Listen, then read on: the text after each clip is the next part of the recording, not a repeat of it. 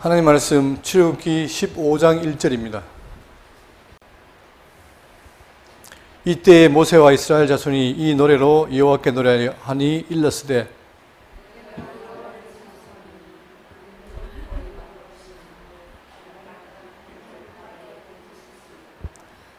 계속하세요. 2절입니다.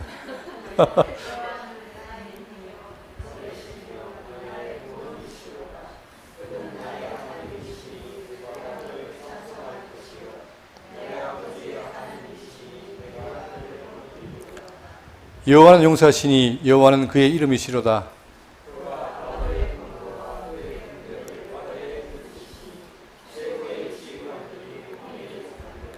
깊은 물이 그들을 덮으니 그들이 돌처럼 깊음 속에 가라앉았도다.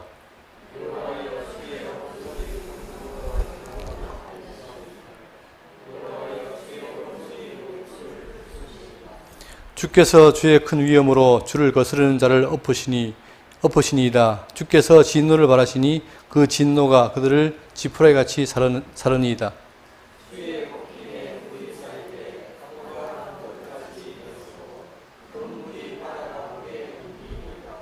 원수가 말하기를 내가 뒤쫓아 따라잡아 털치물을 나누리라. 내가 그들로 말미암아 내 욕망을 채우리라. 내가 내 칼을 빼리니 내 손이 그들을 멸하리라 하였으나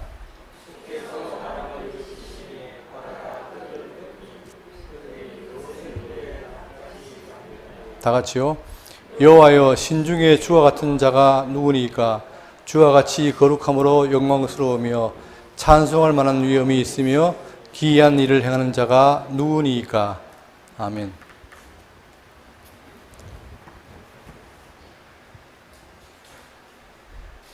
지금 우리가 살피고 있는 이 출애굽기는 아주 클라이막스였죠. 지난 시간까지 이제 출애굽과 홍해의 기적입니다.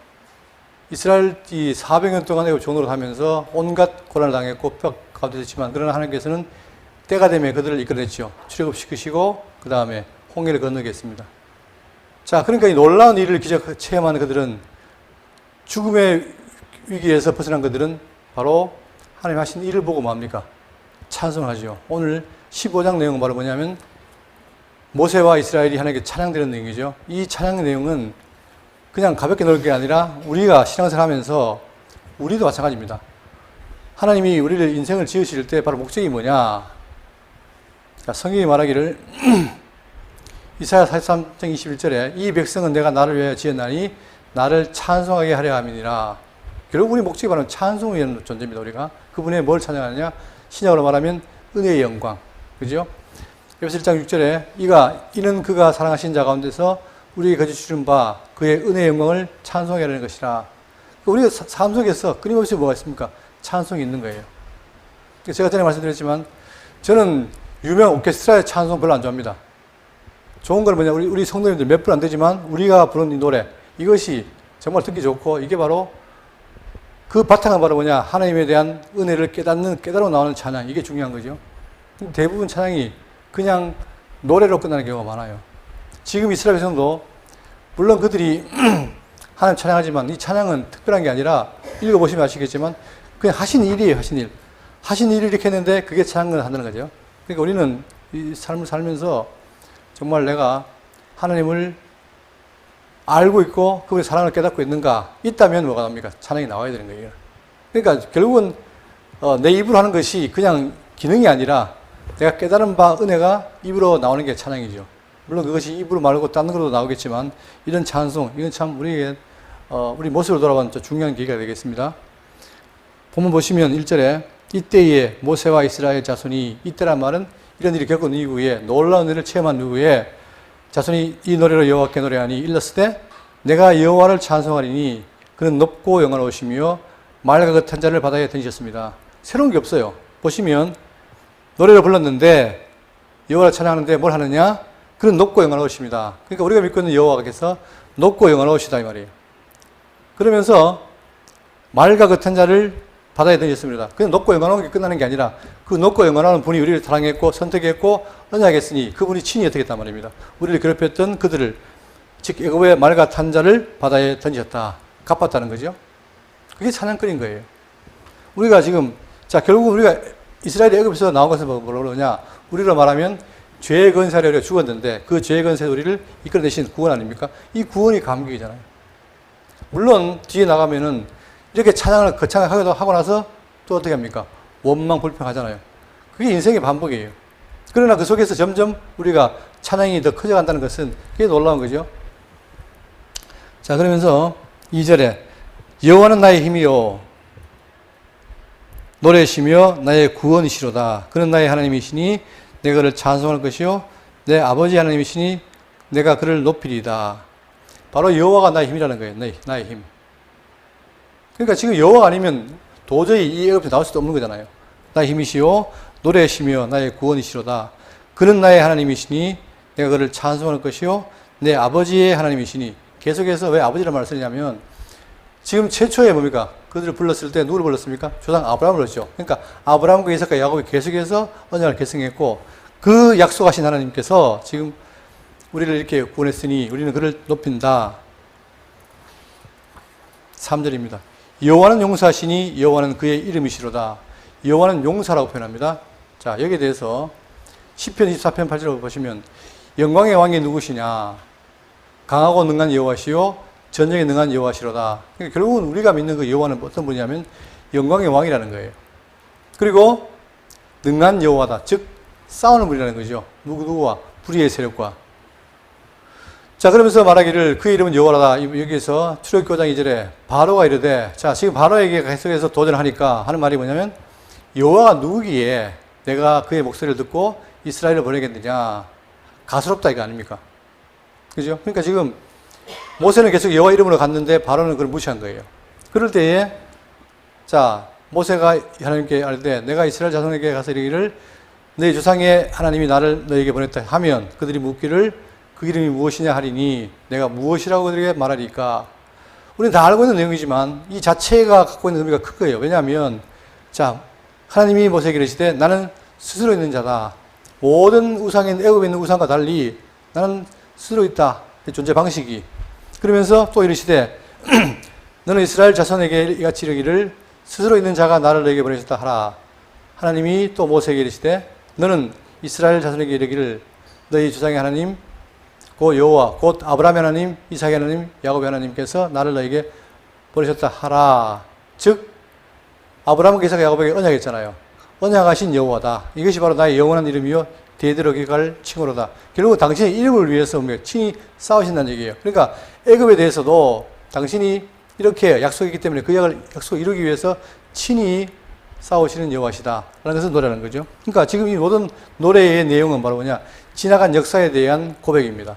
그렇기 때문에 우리는 신앙생활 할 때 우리 역사를 잊어버리면 안 돼요. 제가 오전에 제가 있던 다니던 교회에 말했지만 우리는 그래요. 내가 서울대 나오고 좋은 일을 가진 거는 자랑하고 싶지만 내가 어떤 교회에 나왔다는 것을 안 자랑하잖아요. 이거 뭐 잘못된 거죠. 내가 어떤 교회를 나왔다는 얘기는 거기서 신앙을 생활을 했고 예수를 만난 거예요. 그럼 귀한 건데 우리는 세상의 판단에 의해서 세상 것을 자랑하지만 우리 신앙은 별로 안 자랑하잖아요. 그러나 하나님께서는 뭐냐, 그 역사 속에서 우리를 다 인도해 오시고 우리를 하여금 함께 하시는 것이 역사이기 때문에 우리는 그 역사를 잘 곱씹으면 정말 하나님이 나를 은혜로 지키셨구나, 보호하셨구나 알게 되는 거죠. 자, 그러니까 이 하나님께서는 뭐냐, 당신 하신 일을 통해서 뭘 하십니까? 당신 존재를 증명하고 또한 당신의 속성을 드러내시는데 바로 그것이 역사와 시가와 선지입니다. 그렇죠? 그러니까 우리는 성경을 통해서 이야기구나가 아니라 어떤 역사 가운데 어떤 일을 하셨고 그분이 어떤 분인 걸 안다는 게 중요한 거예요, 우리에게. 그게 이 땅을 살아가면서 내 신앙의 근거요, 내 존재의 기반이란 말입니다. 그러니까 이론적으로 그냥 이렇다 명제로 말하는 게 아니라 그 명제에 대한 진정한 의미, 뜻, 그게 내 속에 들어올 때 누군가 그런 얘기 하더라고요. 운동을 할 때 또는 운동을 할 때 지난번에 그래요. 어떤 분이 아파가지고 병원에 갔는데 운동법이 있다는 거예요. 근데 그 운동법이 하루아침에 안 된다는 거예요. 수도 없이 반복을 해야 그것이 내 몸에 뭐가 된다? 체득이 된다, 체득. 그러니까 신앙도 뭐냐, 말로 하는 게 아니라 정말 여호와께서 나를 보호하시고 나를 인도하신다는 사실을 내가 체득을 해야 돼요, 속으로. 그러니까 제가 말씀드리지만 신앙인이 뭐냐, 말로 신앙인이 아니고 진짜 내가 하나님의 백성이구나, 성도구나, 이것이 체득될 때 그때는 과거의 내 모습과 완전히 다른 새로운 어떤 성숙함이 있겠죠. 우리는 그런 데 이르러야 되죠. 그럴 때에 우리의 모든 사건들 또는 이야기들이 말씀이 나에게 성숙하는 기반이 된다는 사실, 이게 중요한 거죠. 그러니까 우리는 놓치면 안 되죠. 살아가면서 그분의 보호하심을. 자, 그러면서 이제 4절입니다. 그가 바로의 병거와 그의 군대를 바다에 던지시니 최고의 지휘관들이 홍해에 잠겼고. 누가 봐도 자, 이 그림 보세요. 지금 일단은 애국을 탈출했잖아요. 탈출했는데 앞에는 홍해가 놓여 있고 뒤에는 뭡니까? 애국 군대가 오고 있어요. 이게 진퇴양난 아닙니까? 그죠? 그러니까 도대체 이제 숨을 데가 없어요. 자, 그런데 하나님께서 어떻게 했습니까? 그들에게 모세를 통해서 홍해를 갈랐어요. 앞에 있는 바다를 갈랐죠. 가르고 그들로 하여금 이 땅을 지나가겠습니다. 그러나 이들을 잡으려고 했던 그 애국 군대는 다 어떻게 했다? 다 바다에 던졌다. 이게 누가 하신 일이에요? 하나님 하신 일이에요. 근데 이 하시기 전에 미리 예고하잖아요. 그러니까 이런 일들이 그러니까 우리는 그래요. 홍해를 갈라서, 물론 그것도 아는 사람이 있지만, 홍해를 갈라서 홍해에 수장된 것은 아주 놀라운 일이고, 예수님이 십자가에 달려 죽으신 것은 별로 감이 없다. 왜? 이건 역사의 사실이고, 예수님이 죽으신 건 과연 나를 죽었을까? 이게 생각하기 쉽단 말입니다. 그러나 그것이 뭐예요? 다 우리에 대한 사랑에 대한 표현이기 때문에 우리는 이런 일들을 멀리 있는 얘기로 보는 게 아니라 실제로 성경을 통해서 내가 그런 상황이었고 이들처럼 내가 사단의 종이어서 완전히 죽었는데 나를 살렸구나 라는 이 감격이 계속 끊임없이 솟아야 이 광야 생활하면서 성도로 살아갈 때 힘이 나는 거죠. 그러니까 지금 그들에게는 뭡니까? 이런 사건 하나가 힘이 되는 거예요. 근데 아까 얘기했지만 뒤에 또 뭐 합니까? 이렇게 찬양하고 돌아가서 뭐 해요? 또 원망해요. 마라의 쓴물 때문에 또 원망해요. 그러면 원망하는 게 문제가 아니라 이런 것들이 점점 더 커질수록 어떻게 됩니까? 이 원망이 뭘로? 찬양으로 바뀐다는 얘기예요, 이게. 그러니까 지금 우리가 성경을 통해 하나님 믿고 있지만 내가 얼마나 그 깊이를 알고 그걸 깨달아가는가 이 차이죠. 그러니까 우리가 더 성숙하다면은 더 멋있는 삶을 살 수 있는 거예요. 또 5절입니다. 깊은 물이 그들을 덮으니 그들이 돌처럼 깊음 속에 가라앉았도다. 자, 우리는 건너왔는데 그들은 가라앉은 거예요. 누가? 하나님의 진노에 의해서. 6절입니다. 여호와의 주의 오른손이 권능으로 영광을 나타내시나이다. 여호와여 주의 오른손이 원수를 부수시리이다. 자, 아까 요 그림 이후에 또 그들을 가둬버린 수장시키니까 이렇게 지금 자리가 남아 있다는 거고, 그 다음에 여호와의 주의 오른손이라는 말은 뭘 말하느냐? 시편 65절입니다. 주께서 사랑하신 자를 건지시기 위하여 주의 오른손으로 구원하시고 응답하소서. 결국은 이 오른손의 권능인데 결국은 이렇게 된 것이다 뭐다? 이렇게 그들을 애굽에 수장시키고 그들을 건너게 한 것은 여호와의 권능으로 된 것이라는 사실. 이게 그냥 사람이 한 게 아니라는 거죠. 자, 그렇게 말하면서 권능으로 영광을 나타내시나이다. 여호와여 주의 오른손이 원수를 부수시니이다. 그렇죠. 결국은 믿을 건 뭡니까? 여호와밖에 없는 거예요. 내가 아무리 애쓰고 노력해도 안 되는 것을 여호와가 오른손으로 권능으로 그들 이겼다. 이게 찬양거리인 거죠. 지금 우리에게 있는 사단에 우리가 종로로 됐을 때 도저히 사단을 우리가 어떻게 하면 우리 능력으로 이길 수가 없어요. 그죠? 그러니까 누굴 보낸 겁니까? 우리가 못 이기니까 누굴 보낸 거예요? 아들을 보낸 거예요, 아들. 그래서 마태복음의 4장에 뭐합니까? 성령에 이끌려서 예수님이 뭐 하죠? 시험 받아요. 누구에게? 마귀에게. 그때 왜 시험 받느냐?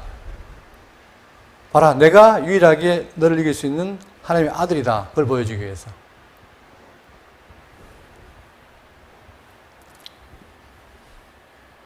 그러니까 결국은 이 모든 것에 대한 우리 죄의 권세를 이길 수 있는 것은 우리가 아니라 하나님이시라는 거예요.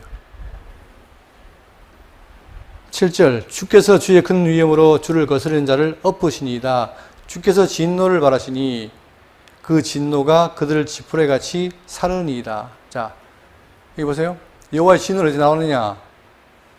자, 이사야 9장 18절입니다. 대저 악행은 불타오르는 것 같으니 곧 찔레와 가시를 삼키며 빽빽한 수풀을 살라 연기가 위로 올라가게 함과 같은 것이라.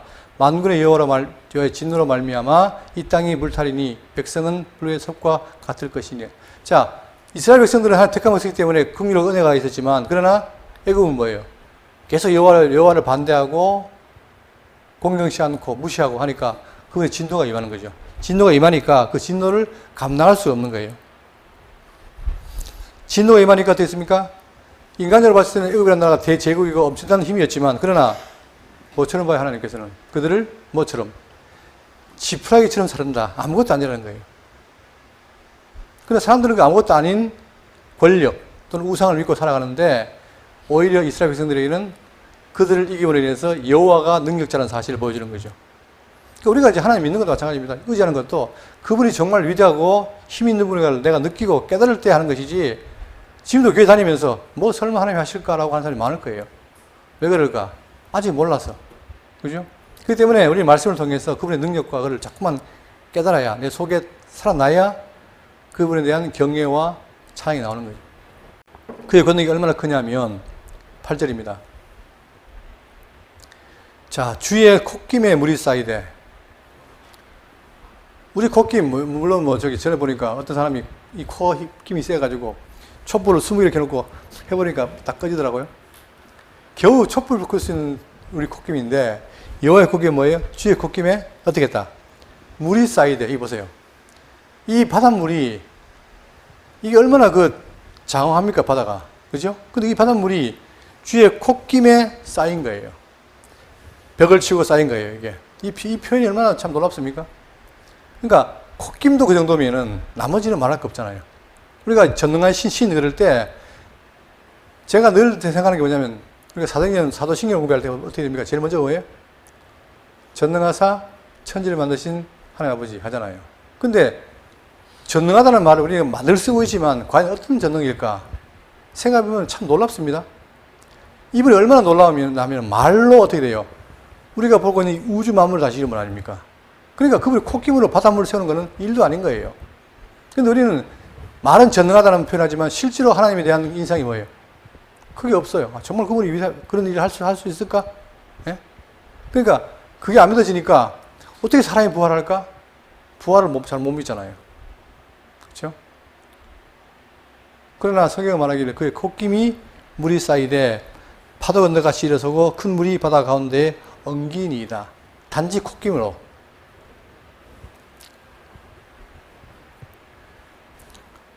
자, 파도가 언덕같이 일어서고 여기 보세요.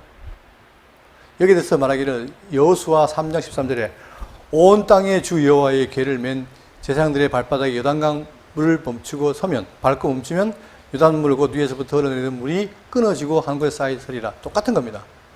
뭐죠? 그러니까 이것도 홍해를 가는 것도 여호와의 능력이고 콧김이고 그 다음에 나중에 그들이 가나안 땅 들어갈 때 요단강 건널 때도 뭐예요? 그게 콧김이 작용하니까 어떻게 했습니까? 흐르던 물이 끊어져요. 여러분 요즘은 뭐합니까? 물을 끄는 일이 있죠. 뭐 할 때? 다리를 날 때 공사하려고 물을 끊어요. 인위적으로 막잖아요. 그러나 그게 아니라 이것은 뭐예요? 하나님께서 흐르는 물을 끊어버린 거예요. 이게. 바로 우리가 믿는 하나님이 그만큼 능력이 있다는 사실입니다. 자, 반복하는 이유는 뭐냐? 아, 그게 내 속으로 믿어지고 정말 아, 그렇구나 하는 것이 나올 때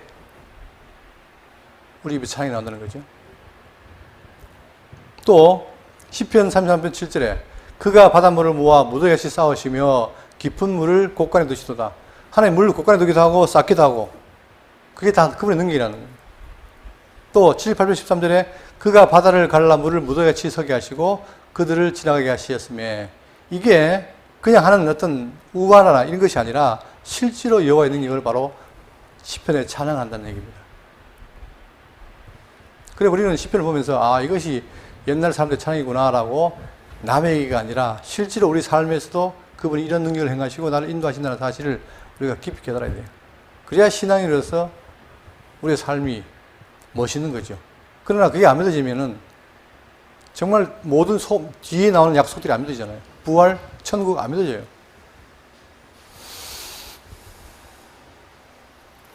자, 그러면서 9절입니다. 그런데도 불구하고 이 여호와의 능력을 모르니까 원수가 말하기를 내가 뒤쫓아 따라잡아 탈취물을 나누리라. 아까 봤잖아요. 그들 일단은 애굽을 출애굽시켜 놓고 보니까 아까운 거예요. 왜? 그들이 있을 때는 많은 노동력을 해서 이득이 많았는데 내보내니까 아까우니까 가면서 하는 말이 뭐냐? 내가 뒤쫓아 따라잡아 탈취물을 나누리라. 아까 이 그림처럼. 자, 비록 내가 보냈으나 뒤쫓아서 따라가가지고 탈취물을 다 뺏겠다. 나누겠다. 내가 그들로 말미암아 내 욕망을 채우리라. 내가 내 칼을 빼리니 내 손이 그들을 멸하리라 하였으나, 이게 원수의 말인데 실제로 뭡니까? 이스라엘 백성들에게는 굉장히 위협했어요. 그렇잖아요? 그들이 지금 도망가고 있는데 아무것도 무기도 없는데 병거와 그 다음에 무장한 자들이 와가지고 그들을 치러 오니까 얼마나 두렵겠습니까? 그렇게 말한 거예요. 그러나 10절, 주께서 바람을 일으키심에 바다가 그들을 덮으니 그들이 거센 물에 납같이 잠겼나이다. 이게 그러니까 특별한 용어는 아닌데 이 10절 표현이 뭐냐면 어떻게 잠겼어요? 납같이. 여러분, 그 다이빙한 사람들이 뭘 찾습니까? 납을 찾잖아요. 왜?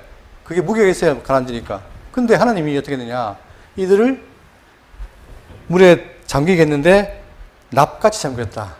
그만큼 하나님이 그렇게 그들을 수장시켰다는 얘기예요. 그림 봤지만 그 잔재물이 남아있고, 이게 다 하나님이 하신다는 겁니까? 그러니 하나하나가 뭡니까? 그들을 인도한 하나님이 다 감사하니까 찬양하는 거예요. 여러분, 일상에서 하나님께 대한 감사 하고 계시죠? 그죠? 한번 생각해 보세요. 내가 뭘 감사하는가? 뭘 찬양하는가? 이게 그냥 넘어갈 게 아니라 그냥 교회 가가지고 설교로 끝날 게 아니라 살아가면서 내가 하나님에 대한 어떤 감사가 뭐가 있는가? 한번 살펴볼 필요가 있어요. 그러면 과거의 내 모습하고 그 미래의 모습이 달라질 거 아닙니까? 옛날에는 이거밖에 못하는 점점 내가 그분의 사랑을 깨닫고 깊이 깨달으면 더 깊어지겠죠. 그러니까 어쨌든 간에 영적인 하나님과 우리 육적인 우리가 점점 관계가 어떻게 됩니까? 말씀으로 좁혀져야 되는 거예요.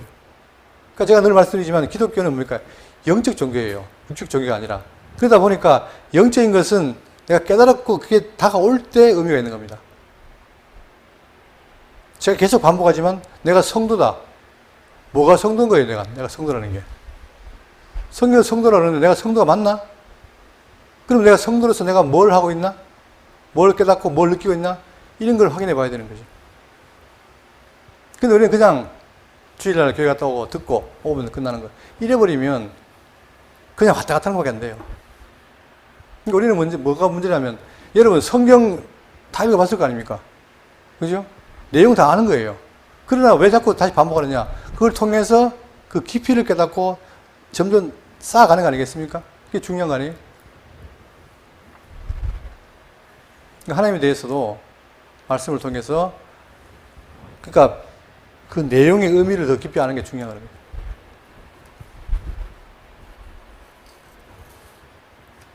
(11절입니다) 여호와여, 신중에 주와 같은 이가 자가 누우니까 주와 같이 거룩함으로 영광스러우며 찬송할 만한 위엄이 있으며 기이한 일을 행하는 자가 누구니까? 이게 우리의 질문이에요. 신중에 주와 같은 이가 누구입니까? 그 말은 뭡니까? 이렇게 놀랍게도 애굽에 있는 사람들을 다 물리치고 우리를 홍해를 갈라서 가시는 분이 누가 있겠습니까? 이거 아니에요. 지금 본 거 아닙니까? 본 것이 반복이 되는 거예요. 물론 처음 봤을 때는 그걸로 인해 가지고 또 원망할 수 있지만 그게 쌓이고 쌓이면 어떻게 됩니까? 우리 신앙이 자라나는 거예요. 그러니까 왜 말씀을 날마다 묵상하게 되느냐? 그게 영적 양식인데 그 말씀을 통해서 내가 자라니까. 또 성령께서, 신약교회 성도들에게 성령께서 와서 예수님 하신 말씀을 내가 깨닫게 하는 겁니다. 깨달아지니까 점점 간격이 좁아지는 거예요. 그러니까 제 말씀은 뭐냐면은, 여러분, 이 신앙이라는 게 정말 이론적인 것이 아니라 실제적으로 나타나는 것이라는 사실을 꼭 기억하시고, 우리가 말씀을 통해서라든가 점점 그분의 어떤 그걸 깨닫는 게 중요하다. 자, 주께서 오른손을 드신 즉 땅이 그들을 삼켰나이다. 자, 오른손을 드신 권능을 행하시니까 땅이 그들을 삼켰다. 그러니까 결국은 애굽은 수장이 된 거예요. 이것처럼 우리를 그동안 괴롭혔던 사단을 누가? 그분이 물리쳐줘야만 가능합니다. 그죠? 그러면서 주의 인자하심으로 주께서 구속하시는 백성을 인도하시되 주의 힘으로 그들을 주의 거룩한 처소에 들어가게 하시나이다. 이제 어떻게 해요? 과거에 애굽에서 인도해가지고 구속해서 어디로? 백성 인도하시되 주의 힘으로 그들을 어디로 옮깁니까? 예? 거룩한 처소. 자, 거룩한 처소가 어디냐? 첫 번째, 여기 보세요. 성경이 말하는 거룩한 처소는 뭐냐면 하나님께서 자기 이름을 두시고 택하신 특별한 곳, 그게 어디죠? 광야의 성막이고 나라에 있을 때는 성전이잖아요. 바로 거기에요. 그게 거룩한 곳이에요. 또 언약 백성이 거할 땅, 이스라엘 땅. 자, 계속 언약했죠. 창세기 10장 8절에 내가 너와 네 후손에게 내가 거류하는 이 땅, 곧 가나안 온 땅을 주어 영원한 기업이 되게 하고 나는 그들의 하나님이 되리라. 그러니까 이스라엘 백성들에게는 가나안 땅이 바로 그런 곳인데 우리에게는 뭡니까? 어딥니까?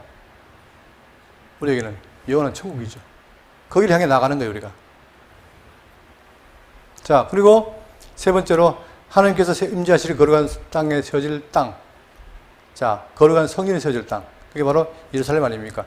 그러니까 우리는 어떻게 되냐? 과거에 애굽이라는 종로를 사다가 죄 가운데 있던 우리를 불러내서 하나님의 거룩한 땅을 옮긴다는 거예요. 그러면 자, 어떻게 옮깁니까? 하나님 능력을 옮기시는데 그냥 옮기는 게 아니라 우리를 어떻게 하겠어? 우리를 거룩하고 흠이 없게 해서 옮긴다는 거예요. 그러니까 제가 지금 계속해서 말씀드리는 내용이 바로 뭐냐면 우리가 그냥 가는 게 아니라 과거에 죄인이었는데 복음을 말미암아 어떻게 됩니까? 거룩해지는 게 중요한 거예요. 그러니까 지금 우리가 계속 서신서를 보지만 계속 뭘 반복합니까? 거룩을 얘기하는 거예요, 거룩. 근데 우리가 지난날에 거룩 얘기했어요? 그게 안 했잖아요. 이게 문제인 거예요. 여러분, 거룩하지 않으면 왜 문제느냐? 거룩하지 않으면 하나님과 함께 할 수가 있다, 없다? 없어요. 그분이 거룩한 분이에요. 내가 거룩하니 너희도 거룩하라 했잖아요. 그죠? 그런데 그 거룩을 내가 하는 게 아니라 누가 하신다? 성령께서 우리를 하여금 거룩하게 만든다는 거예요. 근데 그걸 다 알고 있으면서도 안 하겠다면 그 말은 뭡니까? 하나님과 함께 하지 않겠다는 거 아닙니까? 배짱이에요, 배짱, 우리가. 이게 얼마나 또 배짱입니까, 이게? 예? 하나님은 거룩 하겠다는데 내가 안 하겠다? 지나간 날을 돌이켜보면은 우리는 거룩하고 거리가 멀게 살았어요. 그러나 지금이라도 말씀을 통해서 내가 거룩이 무엇인지 깨닫고 하나님과 함께 하기 위해서 거룩해진다는 사실을 꼭 명심하시고, 아까 오전에 말씀드렸지만 우리는 뭐예요? 믿음과 행위가 하나로 사는 게 바로 성도 아닙니까? 따라서 우리가 말씀을 통해서 점점 거룩한 삶을 살고 그렇게 지고 결국은 하나님과 함께 가는 그런 게 중요하다는 거예요. 그러니까 그 길을 누가 하나님 인도하셔서 우리를 어디로? 주의 거룩한 처소에 들어가게 하신다. 이제 설교를 하니까 이제 계속 하니까 저는 그렇지만 여러분 이 구절만 한번 묵상해 보세요. 우리를 거룩한 처소에 들어가게 하신다. 이 말이 얼마나 깊이가 있는지.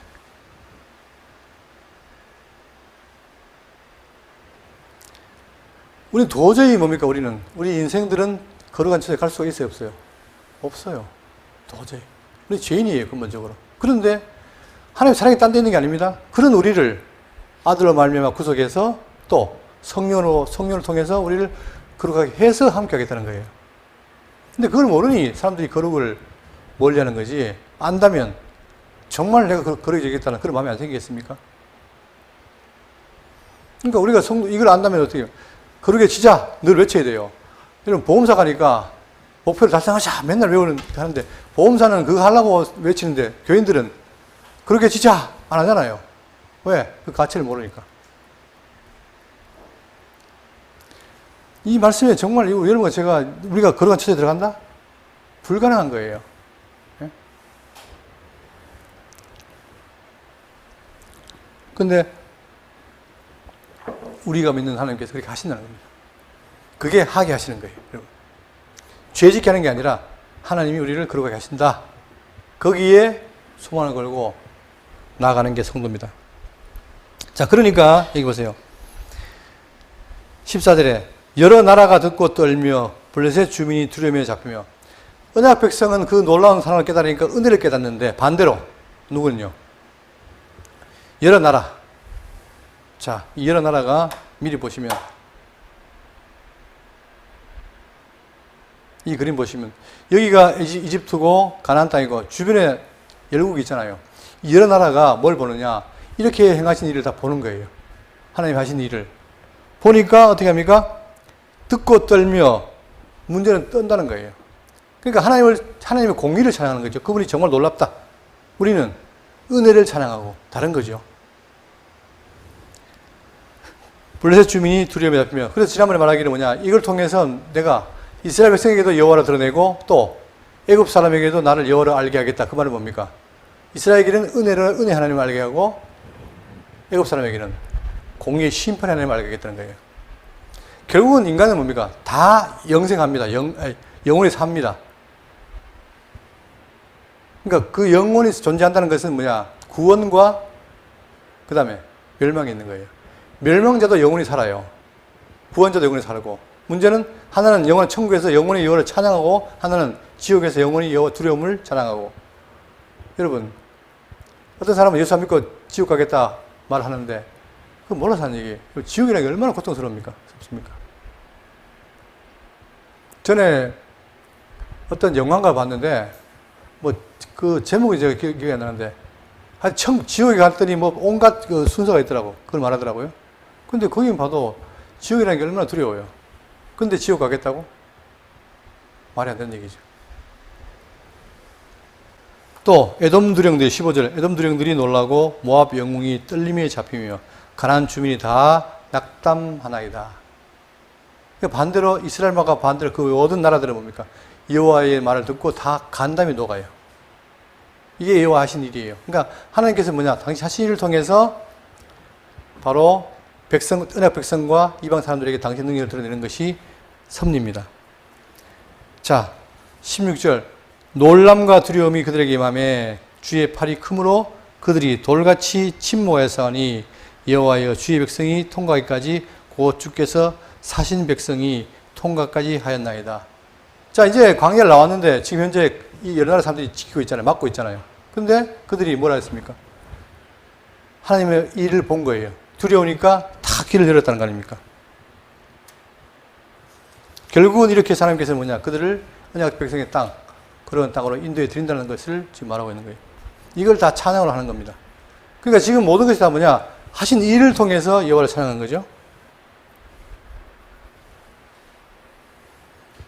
17절 주께서 백성을 인도하사 그들을 주의 기업의 산에 심으시리이다. 똑같은 얘기입니다. 주의 기업의 산 가나안에 심으시리이다. 여호와여 이는 주의 처소를 삼으시려고 예비하신 것이라. 주여 이것이 주의 손으로 세우신 성소로소이다.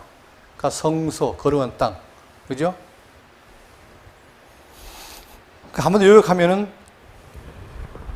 과거의 종의 나라인 애굽에서 인도에서 가나안 땅 성소로 인도하신다 이거죠. 그걸 누가 하신다? 하나님께서 하시는데 은혜로 약속들 한다는 게 놀라운 거죠.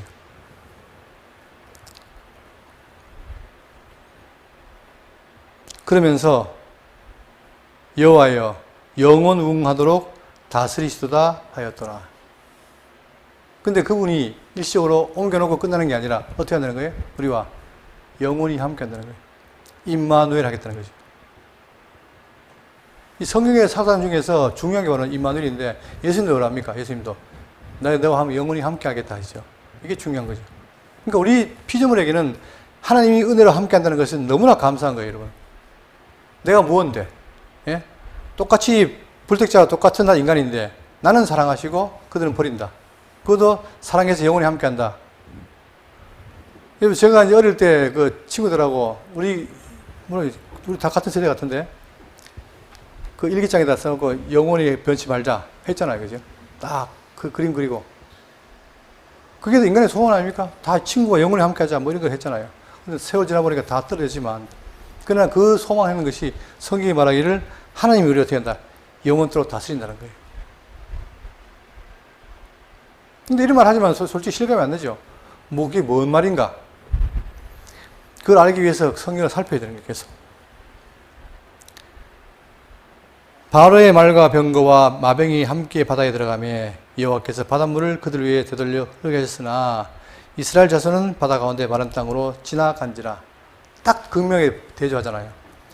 애굽은 어떻게 했다? 들어가서 수장시켰으나 그러나 이스라엘 백성들에게는 마른 땅을 줘서 건너가게 했다. 이게 하나님의 사랑의 표현입니다. 근데 여러분과 제가 그 바늘에 들어가 있다는 사실이 놀라운 거예요. 내가 발로 친다 되는 게 아니잖아요. 노력한다 되는 게 아니고. 자, 이제 이게 결론인데 20절입니다. 아론의 누이 선지자 미리암이 손에 소고를 잡으며 모든 여인도 그를 따라 나오며 소고를 잡고 춤추니 미리암이 그들에게 하도 하이르되 너희는 여호와를 찬송하라. 그는 높고 영화로우시며 말과 그 탄 자를 바다에 던졌습니다로다 하였더라. 결국 이렇게 해서 지나간 놀라운 일을 경험한 그들이 여호와를 찬송합니다. 여러분, 이게 짧지만 이 내용을 한번 집에 가서 묵상해 보시고, 정말 우리가 믿는 여호와가 이런 분이구나 하는 것을 마음속 깊이 한번 새겨 보시기 바랍니다. 그럴 때 뭔가 올라올 겁니다. 이렇게 해서 이제 15장 21절까지는 찬양이고, 이후에 얘기가 나오는데, 그 이후의 얘기는 뭐냐면 여기까지예요. 여기 보시면 여기에 바로 람셋 아닙니까? 여기서부터 출발해서 홍해를 건너고 그 다음에 광야를 거쳐서 어디까지 갑니까? 어디까지? 시내산, 그죠? 그러니까 출애굽 홍해 건너고 광야에서 어디까지? 시내산까지. 시내산이 왜 중요해요? 왜 중요합니까? 네? 모세를 부를 때 여기서 나를 섬기려 했잖아요. 이게 중요한 거예요. 그래서 시내산 오는데 여기서 뭘 줘요? 하나님께서 섬기기 하기 위해서 율법을 주지요. 그렇기 때문에 이게 중요한데, 지금 그 이후의 내용은 바로 뭐냐면 이 길을 설명해요. 첫 번째로 뭐냐면 네 개의 이제 얘기가 나오는데, 첫 번째는 이제 건넜어요. 건넜는데 건너자마자 앞에 뭐가 나옵니까? 마라에 쓴물이 있어요. 이 쓴물로 인해서 그들이 나타난 사건을 말하고 있고, 그 다음에는 뭐가 나오냐? 신광야에서도 뭔 일이 벌어집니까? 먹을 게 없으니까 불평하지요. 그때 뭐가 나와요? 만나와 메추라기가 나와요. 그 다음에 물이 없습니다. 그때 르비딤에서 무리와 물사건이 생겨요. 그리고 마지막에 내용은 뭐라고 하냐면 거기서 아말렉과 전투를 합니다. 그걸 이겨요. 이 속에서 지금 앞으로 펼쳐지는 건 뭐냐? 결국은 지금부터는 이 출애굽 홍해 건넌 이후에는 시내산까지의 과정을 설명하고 있습니다. 여기서도 하나님의 그 섭리가 많이 있는데, 오늘은 첫 번째 거로 먼저 마라의 쓴물입니다. 22절입니다. 모세가 홍해에서 이스라엘을 인도하며 그들이 나와서 수르 강야로 들어가서 거기서 사흘 길을 걸었으나 물을 얻지 못하고. 정리하겠습니다. 보세요. 지금까지 400년이 되니까 하나님이 이 람셋에서 고센 땅 람셋에서 그들을 불러서 먼저 출애굽을 시킵니다. 그리고 그들을 숫곳, 그 다음에 에담 여기 와요. 근데 우리가 지난번 봤지만 에담에서 갑자기 방향을 틀어요. 이리 가면은 가까운데 일부러 틉니다. 왜 틉니까? 여기가 뭐죠? 뒤에는 애굽 병사가 오고 앞에는 홍해가 가로막게 하려고 아예 코너로 몰아버려요. 왜? 코너로 몰고 어떻게 하겠다? 내가 능력을 보이겠다는 거죠. 그리고 지난 시간에 이제 어떻게 했느냐? 홍해를 건넌 겁니다. 건너가지고 여기 지금 수르 강야에 왔는데, 오늘 본문 보시면 수르 강야로 들어와서 거기서 사흘 길을 걸었으나, 사흘을 걸었는데 뭐가 없어요? 물을 얻지 못하고. 이걸 말할 때 뭘 생각해야 되느냐? 방금 어떻게 했다? 사흘 전에 홍해를 건넜다. 더군다나 하나님이 불기둥과 구름이 인도하시고 또 홍해 직접 갈라서 마라톤을 건넌 거예요. 놀라운 일 경험했죠. 근데 광야 사흘 뒤에 물이 없으니까 어떻게 했느냐? 23절. 마라에 이르렀으니 그것에 물이 써서 마시지 못하겠으므로 그 이름을 마라라 하였더라. 왜 마라라 명칭했느냐? 물이 있는데 어떻게 됩니까? 물이 써요. 여러분, 쓴물 마셔보셨어요? 우리가 말할 때 뭡니까? 그 단물이란 말, 단물 쓰죠. 단물, 쓴물 하자는 거죠. 그것처럼 쓴물인 거예요. 쓴물이란 말은 못 마신단 말입니다. 약오르죠. 물이 없어가지고 했는데 물이 나왔는데 못 써서 못 마시니까 차라리 없는 게 안 낫겠습니까? 하였더라. 백성이 모세에게 원망하여 이르되. 그러니까 드디어 어떻게 합니까? 원망을 하는 거예요. 다시 말하면 홍해를 건너는 건 까맣게 잊어버리고 현실에 목마른 것만 보이니까 원망을 하는 거예요. 이르되 우리가 무엇을 마실까 하며, 그러면 하나님께서 어떻게 할까요? 물을 주시겠죠. 그냥 바로 주면 되는데 굳이 쓴물 줘가지고 주니까 원망하잖아요. 그죠? 왜 이렇게 할까? 있는 그대로 드러내는 거예요. 그래서 그 원망하는 이들을 다시 어떻게 돼요? 찬양으로 돌리기 위해서. 자, 모세가 여호와께 부르짖었더니 여호와께서 그에게 한 나무를 가리키시니 그가 물에 던지니 물이 달게 되었더라. 거기서 여호와께서 그들을 위하여 법도와 윤례를 정하시고 그들을 시험하실세. 여기에 뭐가 나옵니까? 시험이라고 말이 나오죠. 하나님이 시험하시는 거예요. 이들이 얼마나 나를 따르고 믿느냐 하는 거죠. 이거는 멸망시키려는 게 아니라 그들의 신앙을 체크하는 거죠. 자, 그런데 그 해결책이 뭐냐? 한 나무를 던짐에 물이 달아졌더라.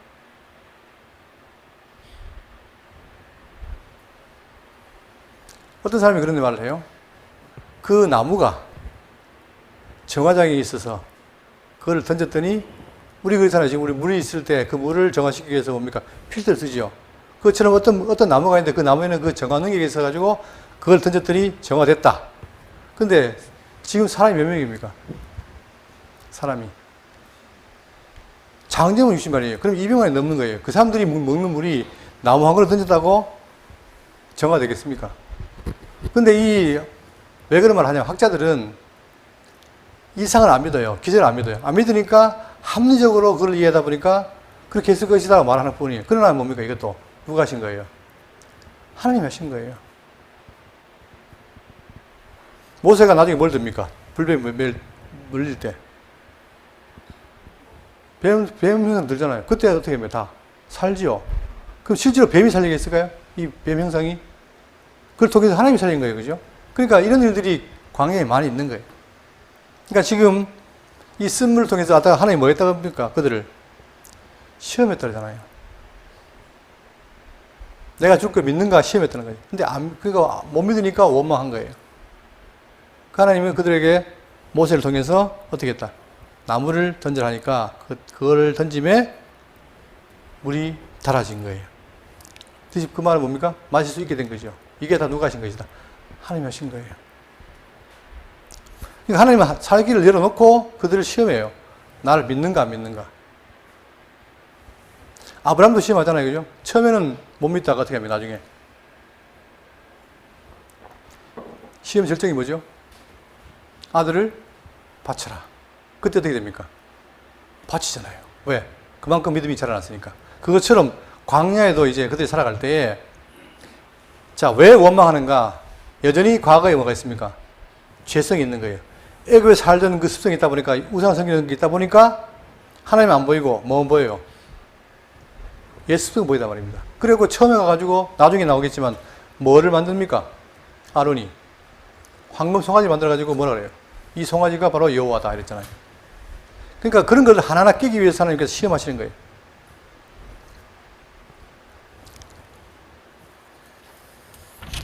26절 이르시되 너희가 너희 하나님 여호와 나 말을 들어 순종하고 내가 보기에 의를 행하며 내 계명의 길을 기울이며 내 모든 길을 지키면 내가 애굽 사람에게 내린 모든 질병 중 하나라도 내게 내리지 아니하리니 나는 너희를 치료하는 여호와입니다. 그러면서 당신을 뭐로 소개합니까? 바로 치료하는 여호와라. 자, 여호와 라파라는 말하는 거죠. 라파라는 말을 쓰였어서. 그렇기 때문에 하나님이 광야 생활을 통해 우리를 뭡니까? 치료를 하신 거예요. 우리는 왜냐? 온갖 것이 다 문제가 막 투성인 거예요. 과거에 죄인이었기 때문에. 그러나 그걸 통해서 광야 생활을 통해서 하나님께서는 그들을 다 치료해 나간다는 거예요. 27절 그들이 엘림에 이르니 거기에 물샘 12과 종려나무 이런 그루가 있는지라 거기서 그들이 그 물 곁에 장막을 치니라. 이렇게 해서 말에 쓴물을 일으킨 다음에 결국은 하나님께서는 엘림에 이르게 해서 바로 물샘 12과 종려나무 이런 그루가 있는 거기에다가 장막을 치게 함으로 그들 다시 살려낸 것이죠. 계속해서 그들 시험에 나갈 겁니다. 광야를 통해서. 그러면 마찬가지로 우리도 이 광야 생활을 하면서 여러분 그런 때가 없습니까? 저도 어떨 때는 뭐가 많냐면 내가 신앙이 있는데 왜 이렇게 불신앙적일까? 나를 돌아볼 때 굉장히 그때 화가 나는 경우가 많아요. 그럴 수밖에 없죠. 왜? 내가 원래 죄인이었기 때문에. 그러나 하나님은 그거를 책망하는 게 아니라 그걸 통해서 점점 하나님을 믿고 나아가도록 하는 것이 바로 하나님의 섭리 아니겠습니까? 그러니까 우리는 그 섭리를 믿고 바로 여호와를 의지하고 나가는 것이 바로 성도의 삶입니다. 그렇기 때문에 이들이 이렇게 인도한 것처럼 하나님께서 우리를 지금 이 이스라엘 백성들의 광야 생활의 삶이나 오늘 우리의 이 삶이나 같다는 거예요. 그렇다면 여기서 뭐냐? 우리는 항상 비록 내가 원망하더라도 할지라도 말씀을 통해서 해소하고 점점 성숙해가는 모습, 그것이 바로 중요한 것이고 결국 그것이 나중에 영원한 거룩한 곳에 나가는 우리의 모습이라는 사실. 그렇기 때문에 여러분과 제가 말씀을 통해 우리를 복종시키고 거룩한 길에 나가는 것이 바로 성도의 삶이다. 꼭 기억하시고 살아가시기 바라겠습니다.